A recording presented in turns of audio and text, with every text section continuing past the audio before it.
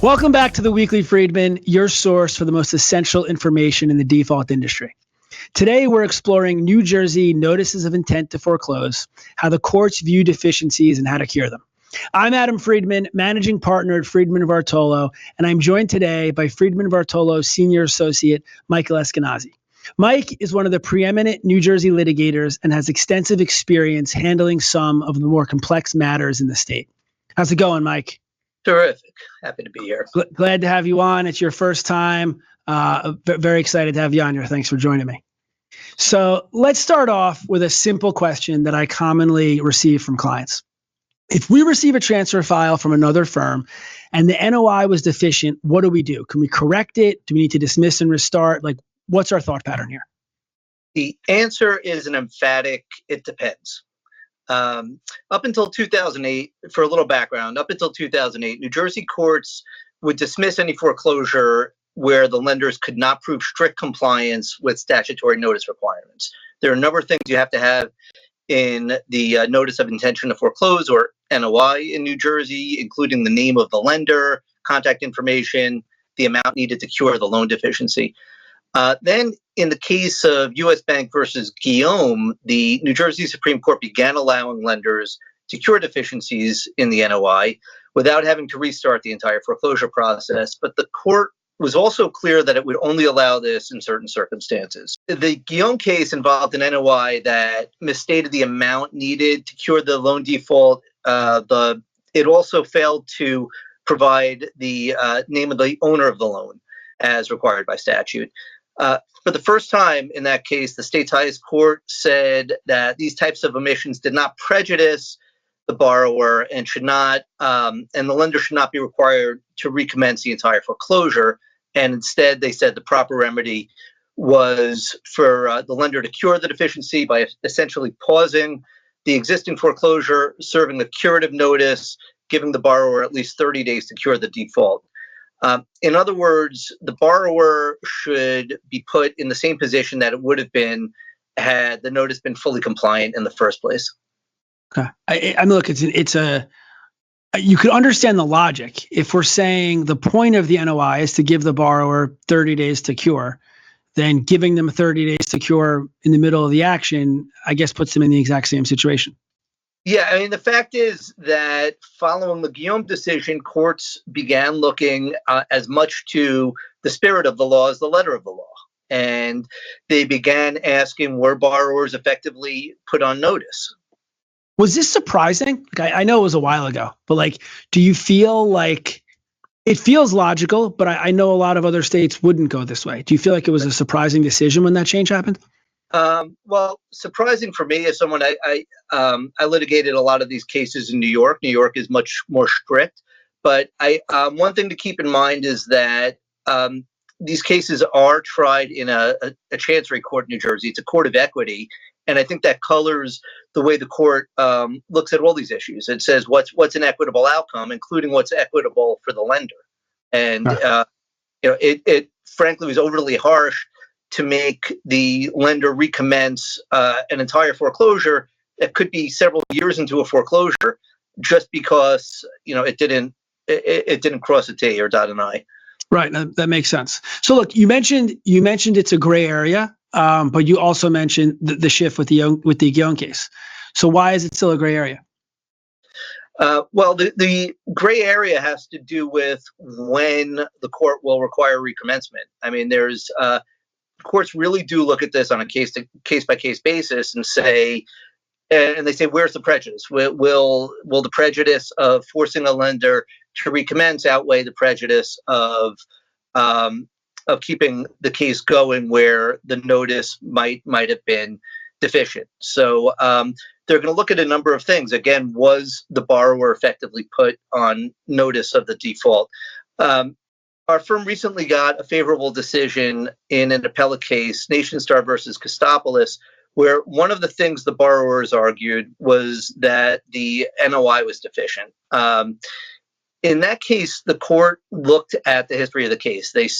And as background, our firm inherited this case when it was more than 6 years old. These are very litigious borrowers, and the court looked at the history of the case and said, look, these borrowers have been litigating this case for more than a decade.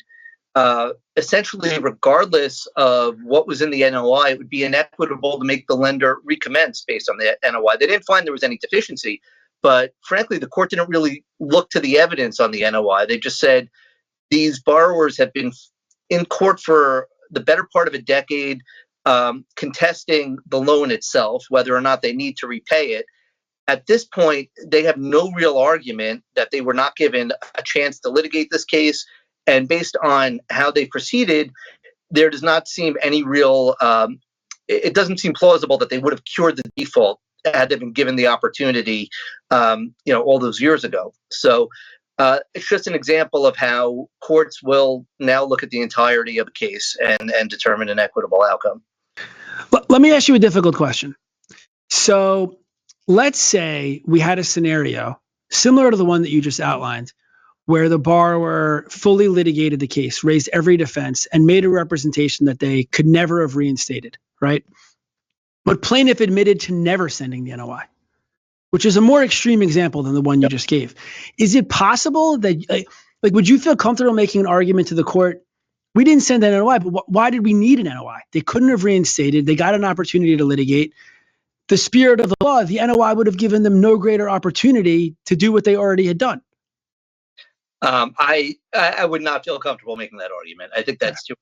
I mean, the courts are very clear as well that lenders need to make a good faith effort to comply with this law. If they just overlooked it entirely, it'd be one thing if there was. I'd feel a little more comfortable if the scenario was that it was mailed to the wrong address. Okay. But even in that scenario, I can't imagine a court allowing the case to go forward. I mean, they certainly could still allow a curative NOI, but it's much less likely if the NOI hadn't been set to begin with.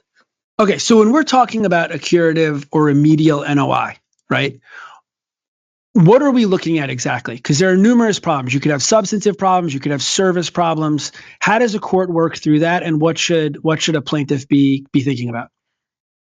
Again, it's a case by case basis. So there are we've seen cases where plaintiffs have had to cure more ministerial problems with, say, the proof of certified mailing, as opposed to substantive problems, which are some of the things I mentioned earlier, naming the lender, listing the correct amount of loan deficiency.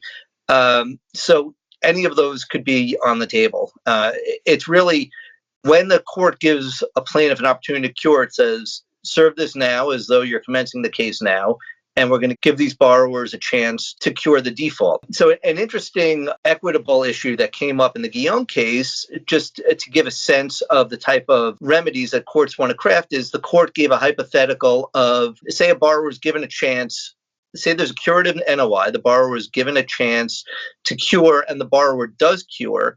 Should that borrower now have to pay the foreclosure costs for a foreclosure that wasn't commenced properly?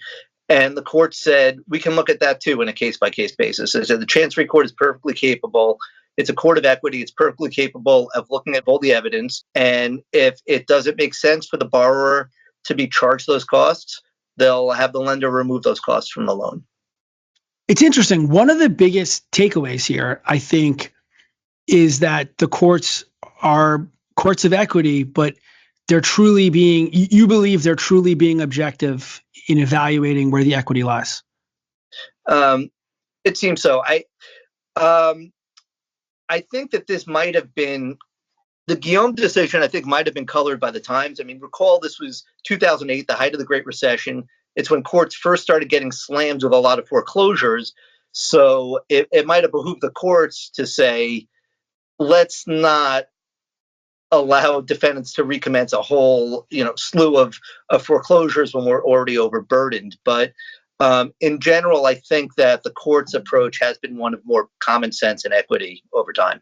Right. And even when you talk about the time, though, it's interesting to compare that to how New York would have approached a similar issue. And we don't have to get into it, but I don't think that New York courts would have said, sure, let's just let everything to be remediated within the case.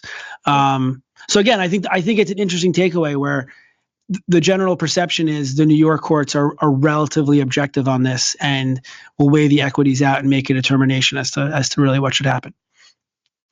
Very interesting. I mean, look, this is a topic that comes up a lot. I typically get asked about, different deficiencies with NOIs, I would say every 3 to 4 months. So I'm sure this is something that a lot of plaintiffs, loan holders, and lenders can find pretty valuable.